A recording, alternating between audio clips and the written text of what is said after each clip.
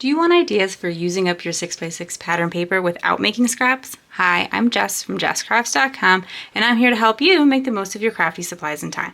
So let's get making. Today I have 6x6 paper busting template number 50. I am like surprised that I have come up with this many ways that you can cut a 6x6 piece of paper and make a card without scraps. It was one of those things I didn't really know what I was getting myself into the first time I did this, but I'm really excited to get to number 50. These are all free at jesscrafts.com. All 50 templates, and there's more for other sizes of card and other sizes of pattern paper. I love making these available for free so that they can benefit any crafter.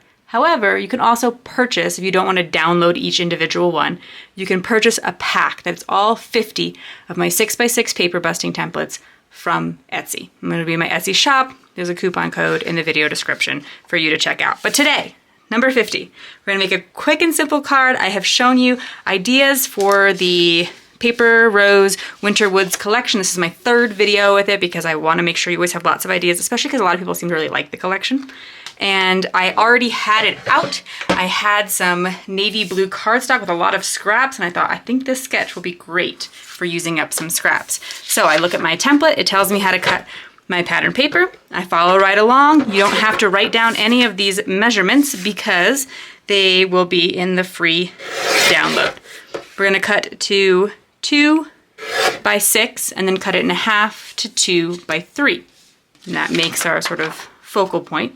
Then this, that's 4 by 6, we're going to cut it into 1-inch strips, so there'll be 6 of those. And then we're going to need to cut some cardstock mats to go with it. I'm going to prioritize starting to cut as much as I can from the cardstock scraps. So I make no pattern paper scrap templates. There's going to be cardstock scraps. I have not figured out how to do both. I find many ways to use cardstock scraps. I find pattern paper scraps to be a lot more challenging, so that's why it's my personal focus to use the pattern paper without scraps and not so much the cardstock. It is so much easier, and I know this might sound silly to some people, but if I had a really pretty piece of paper in that small of a scrap, I'd be like, but maybe I could use it one day. But this, I'm like, psh, that's so cheap, I can easily replace it. There's going to be more blue cardstock one day.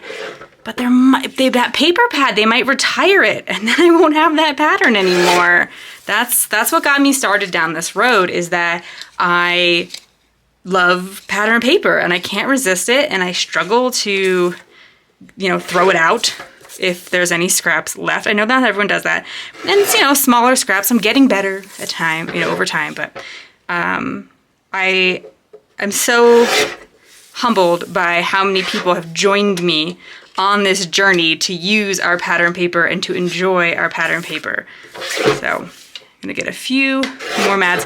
The mats are 1/4 inch bigger. So I had 2 by 3 inch rectangles and 4 by 1 inch rectangles, and therefore I need 2 1/4 by 3 1/4 and 4 1/4 by 1 1/4. And again, I know I said that's like a lot of measurements. That's why it's always a template, because I personally struggle when people say a lot of measurements while they're making a card on a video. I'm like, could you write that down somewhere? I can't remember them all. I know I could write it down as they say it, but I lose track. So, okay, a bunch of my strips. Now I need the mats for these bigger ones. I was able to get all the cardstock mats I needed out of my scraps. I didn't have to cut into a new piece of navy cardstock, which always makes me happy. When I always am scrap focused, even though I said I don't mind when I do have to get rid of them if they ever get out of control. But also, if you're wondering, I keep them all in these job ticket holders. It's gonna have a lot of glare on it because it's the plastic, but then all the scraps go right back in there so that when I'm ready to start a new project, I can get the scraps first. Anything like really small, I mean, I'm never gonna use this as a mat, that can get tossed, or I will turn it into fake foam tape. The particular cardstock I'm working with at this moment is actually a thinner cardstock. It's the 65-pound weight. I don't find that works as well for fake foam tape. You'd have to layer quite a few of them on top of each other. So I tend to only do that with, like, if I'm working with 110 pound cardstock, then I will use it for fake foam tape by gluing 2 pieces of it together and, you know, putting that behind different elements on my card. So, oops, that's probably not what I wanted to do.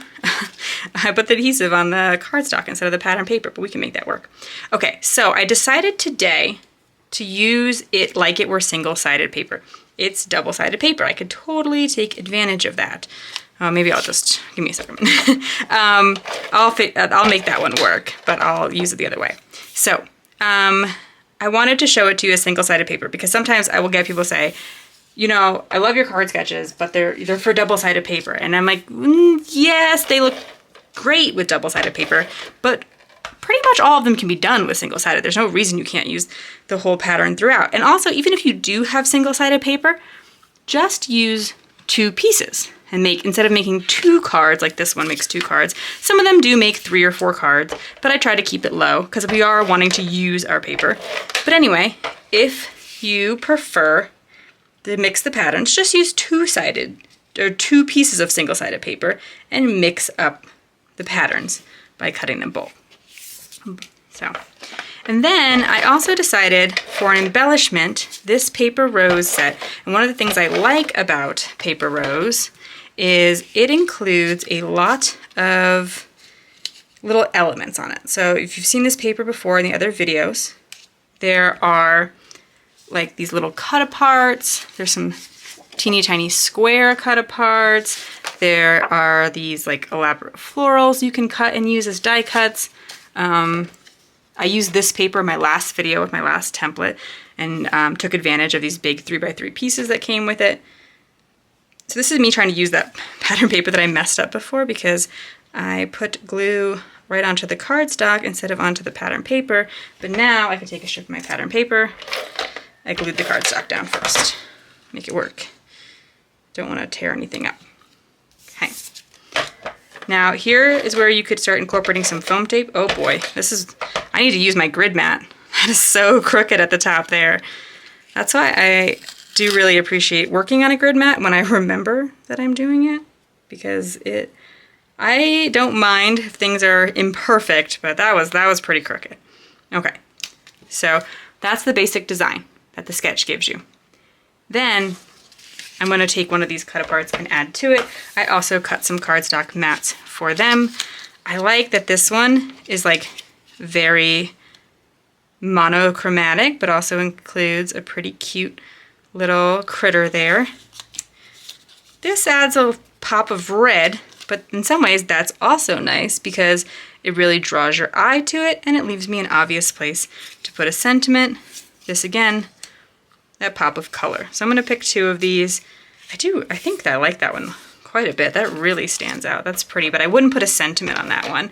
So I would just leave that as is. There's enough room that I could squeeze a sentiment onto it. I have been using the scrapbook.com. I used the Fa La La La last time, and I could totally, whoop, there's something sticky on here, get the Noel, for instance, into that top corner. And then here's also that, like I said, a great place for adding a little bit of foam tape if I want to give this some dimension. So I mentioned earlier that sometimes I'll take 2 scraps of cardstock, in this case craft cardstock, tape them together, and put that on the back of an element. And allow it to just come off the card a little bit. I think some pops of color could be really cute to add to this, or some other kind of glitter. I'm gonna probably donate this whole set of winter cards that I've been making as part of this Winter Woods series. So I'm bringing in some of my winter themed card inserts. So it's like a little game and sentiment that you can put inside a card if you're going to donate it, or like giving it to kids and stuff, like having them have a little activity can be fun. But there's also jokes at jesscrafts.com. So these are at the Etsy store, and there's that coupon code as mentioned. But the jokes are completely free. You don't even have to enter your email address to get those. If you like this video, here's another video where you can find more ideas for enjoying your crafty time and supplies. Let me know you like this video with the share to your crafty community, subscribe and click the bell so you don't miss the next template tutorial, and check the video description for product links. See you in the next video!